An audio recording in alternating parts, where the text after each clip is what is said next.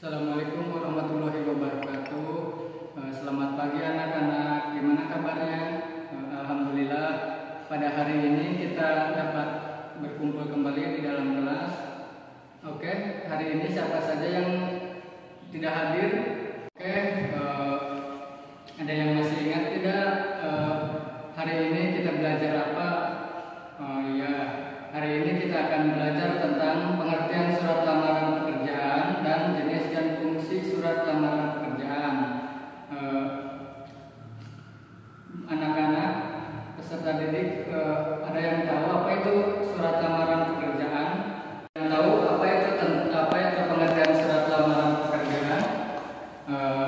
Baik, saya di sini akan menjelaskan apa itu pengertian surat lamaran pekerjaan. Jadi, surat lamaran pekerjaan adalah surat yang berisi permohonan seseorang untuk melamar suatu pekerjaan kepada perusahaan. Biasanya surat ini akan memuat identitas singkat, jabatan atau royal yang dilamar, serta beberapa kalimat yang sekiranya meyakinkan perusahaan untuk memilih seseorang tersebut pada posisi yang dia lamar. Jadi, surat lamaran pekerjaan itu merupakan salah satu berkas yang sangat penting bagi suatu tahap rekrutmen pada suatu perusahaan.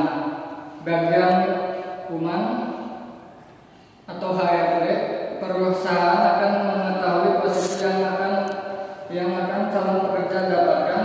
Suatu lamaran pekerjaan yang baik pun dapat menjadi suatu kesan, yaitu inspirasi yang baik lebih untuk posisi jabatan yang berhubungan dengan administrasi.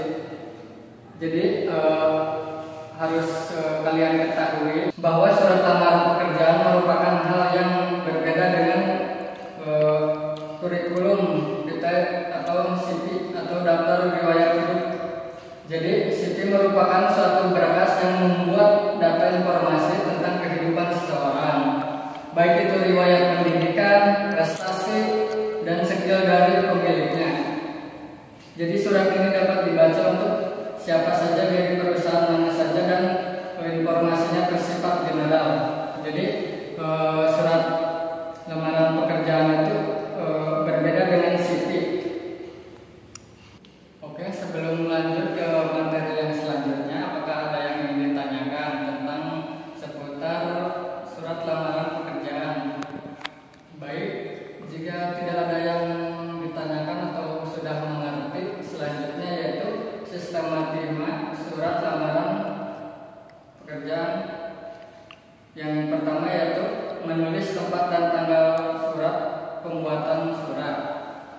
Langkah pertama yang harus dilakukan saat menyusun surat lamaran pekerjaan ialah menulis tempat dan tanggal surat tersebut. Misalnya contoh di sini ada Yogyakarta 11 Desember 2020. Yang kedua yaitu lampiran dan halaman.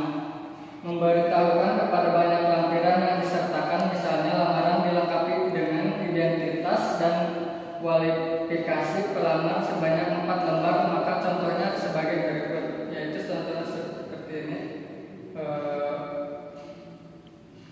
Bisa kalian lihat ya di sini tuh ada halaman pemberitahuan.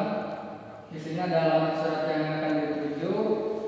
Di sini juga tulisan alamat ke mana surat yang akan dituju. Berikan beberapa halaman yang harus dicermati dan menulis alamat surat dalam lamaran pekerjaan.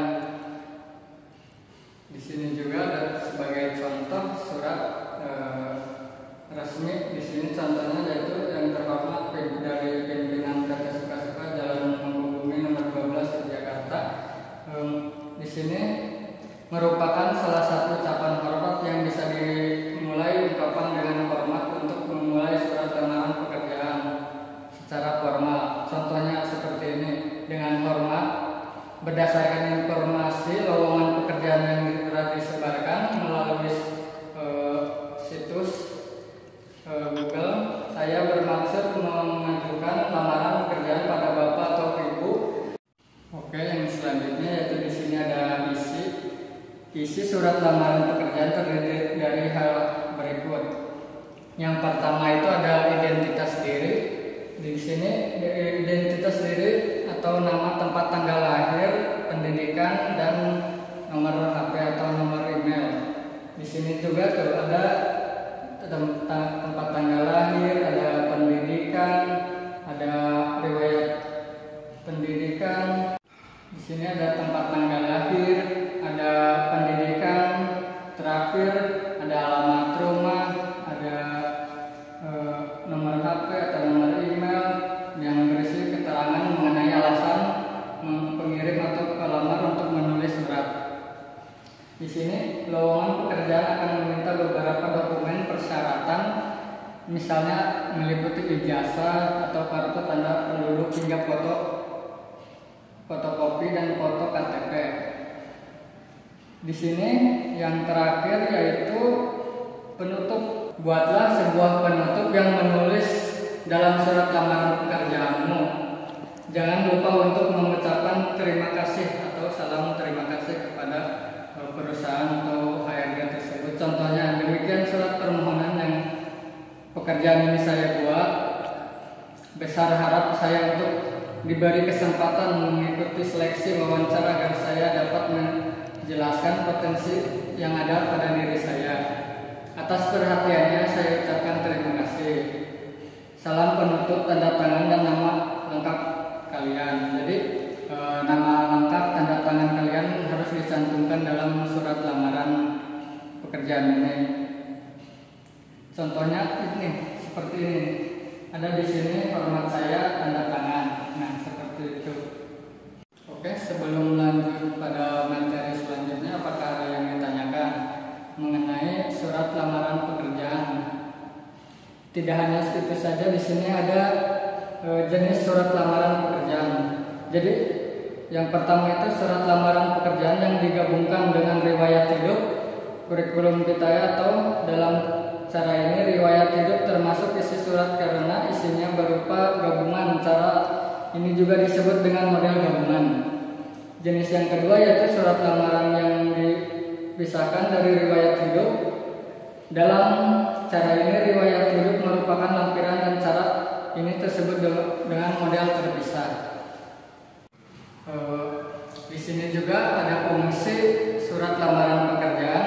Fungsi dari surat lamaran pekerjaan yaitu satu, sebagai media perkenalan secara tulis yang dilakukan pekerja pada pihak HRD atau pimpinan perusahaan.